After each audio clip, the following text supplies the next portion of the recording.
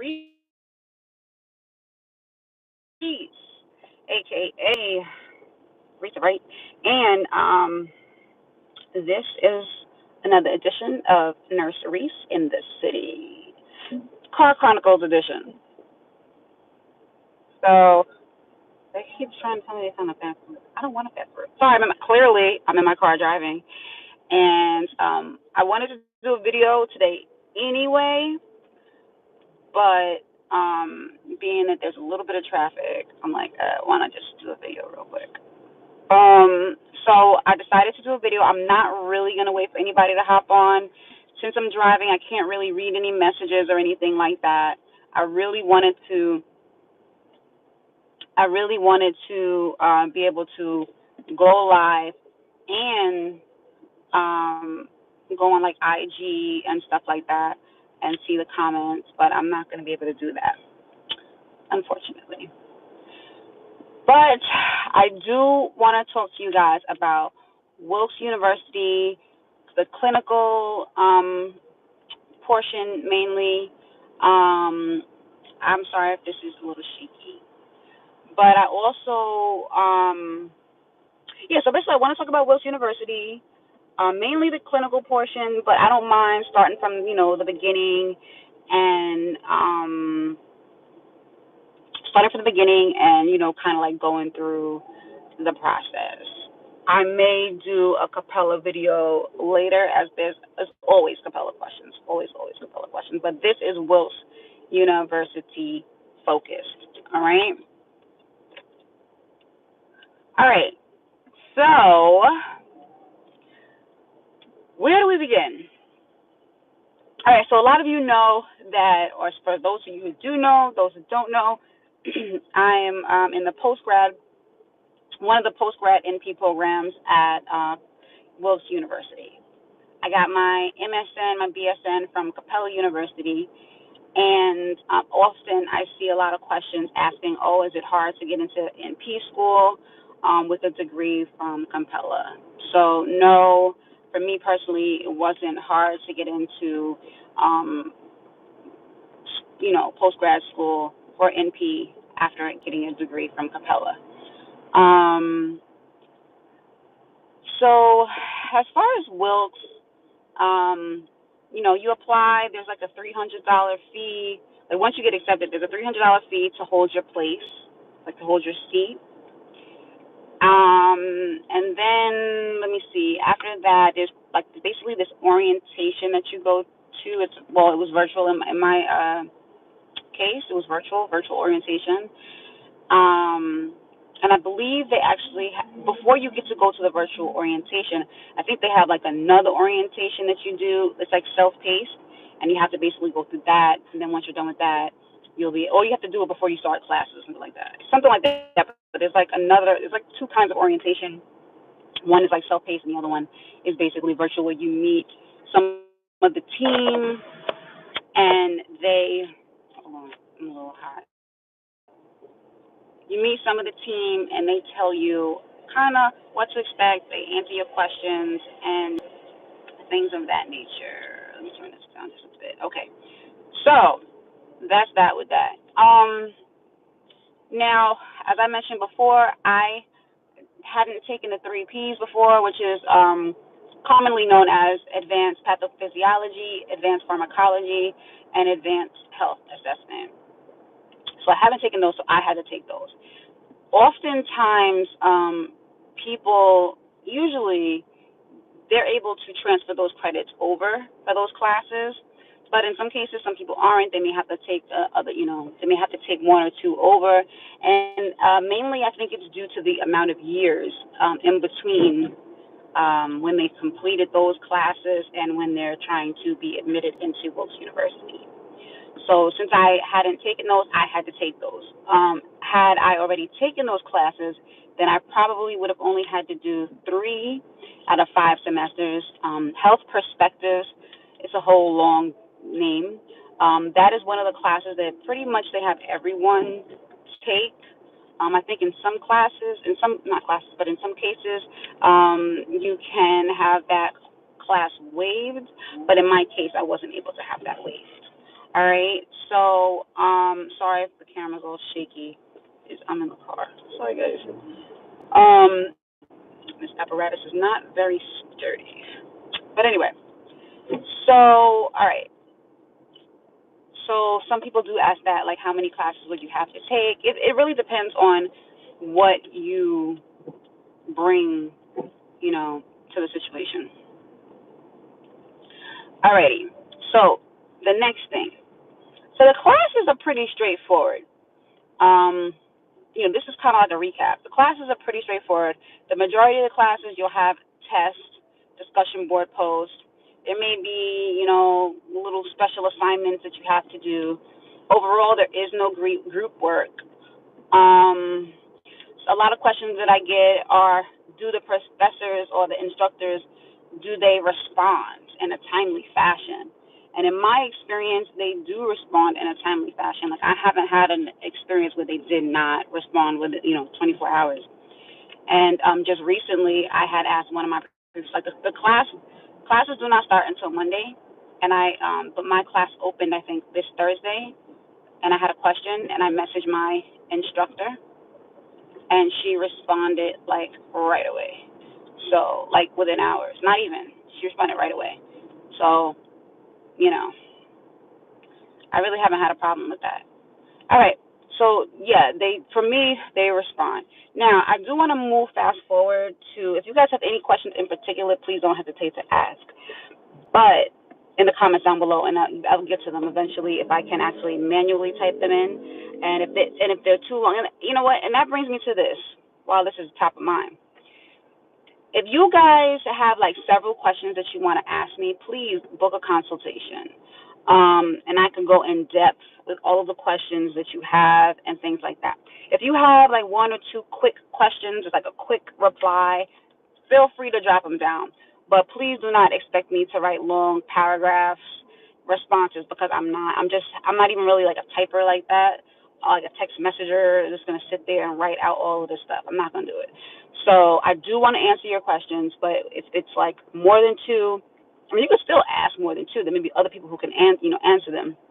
But if you really want, like, opinion based or like guidance or, anything like that, maybe a little help or whatever, feedback or anything like that, please book a consultation. And you can go to my website. It's xoNurseReese.com. I think you can go to, like, coaching and programs, something like that. And you can look at the different packages and things like that. So I am flexible. Don't hesitate to inbox me on social media, and I definitely will respond back. All right, now that we got that out the way, feel free to like, comment, subscribe, share. Shameless plugs. All right, so now we got that out the way. So yeah, I didn't really have a problem with the professors or instructors responding. And I know a lot of people complain, especially during the clinical portion, with, where people are trying to find their preceptors and things like that. They had a really hard time getting feedback, or not even feedback, but responses from the clinical team. So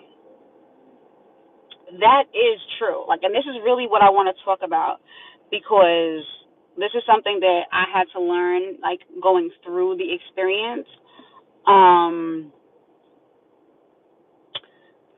But yes, the clinical team. So one thing I've learned about this school is that you can't really call the school and speak to who you want to speak to. You'll call, and then you have to leave a message, like a voice message, and then I guess they'll get back to you. But you can't just call and get someone direct. And I do not like that. I just don't like that at all.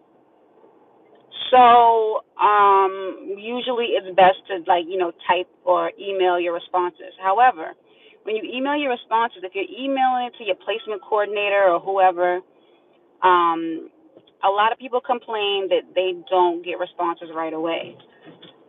And what I've found is that when I include my advisor, now this person is called the advisor. I think I mentioned it in the previous video. I didn't know exactly what the title was in relation to their relationship with me, but it's the advisor. So you'll see on your, like, degree plan, the name of the person who is your advisor, and that's the person that you want to CC in all communications, really, with the clinical placement team. And you will definitely get a response back. At least with my advisor, when I CC her, I definitely get a response back. And it's in a very timely fashion, like definitely within the next business day. Okay? So that is highly, highly, highly recommend that you do that. And you really have to, and what I learned also is that you really have to stay on top of these people, because if you're not staying on top of them, you know, they're not going to give you the same priority and attention as they would, you know, and that's terrible. So for example, and this is one thing, I don't know if I told you guys this before, but one thing is, so my last semester, I think it started sometime in January, and I think all clinical paperwork, like preliminary paperwork, had to be submitted by, like, I want to say March, like sometime in March or February. I honestly don't remember. But it was relatively early. Like, it was relatively a very early date that you had to submit all your clinical paperwork. So I made sure all my clinical paperwork was done. Fingerprints, background screenings, and all of that stuff. I even physically drove to Pennsylvania to go to a, what is the place called? I don't know what it's called, but the fingerprinting place. I actually drove, went there, got my fingerprints done, and then when I got my fingerprints done, they emailed. No, I'm lying.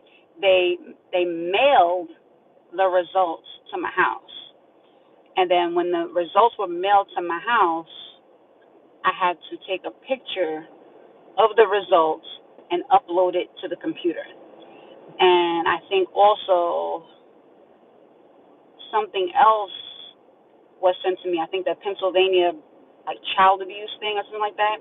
I think that was also sent to my house or my email. I think that was sent to my email, and you could only open it like one time. And so when that was sent, I saved it and I uploaded that to Castle Branch. So when I say my computer, I meant I uploaded these things to Castle Branch. All right. So back to what I was saying, you know, you have to do all of these things. You make sure all of these things are done in a timely fashion. I made sure everything was done in a timely fashion. And I even paid out of pocket for my preceptors. So I paid for, you know, you have to have, in this program, you have to have preceptors in the 4th and 5th semester. So I got two, actually, at the time, I had one preceptor for both semesters.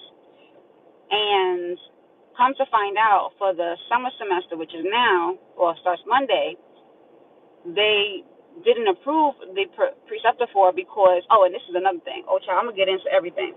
They didn't approve this preceptor because they already had 2 students they were precepting for that term from the university.